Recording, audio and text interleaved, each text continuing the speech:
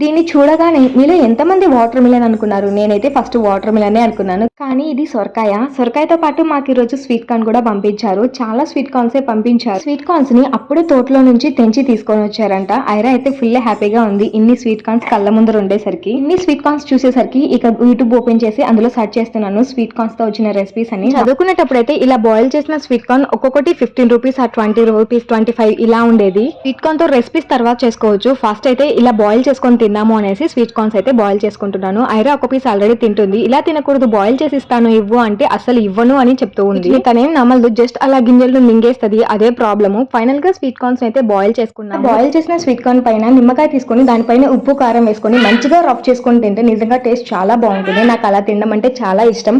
కానీ అభి ఇలా ప్లెయిన్ గానే తింటాడు. జస్ట్ బాయిల్ చేసిన స్వీట్ కార్న్ మాత్రమే తింటాడు. రోజుకి మా స్నాక్స్ ఈ స్వీట్ కార్న్ తోనే సర్ది పెట్టేసుకో. ఎంత మందికి ఈ స్వీట్ కార్న్స్ అంటే ఇష్టం అని వీడియో నచ్చితే ప్లీజ్ సబ్స్క్రైబ్.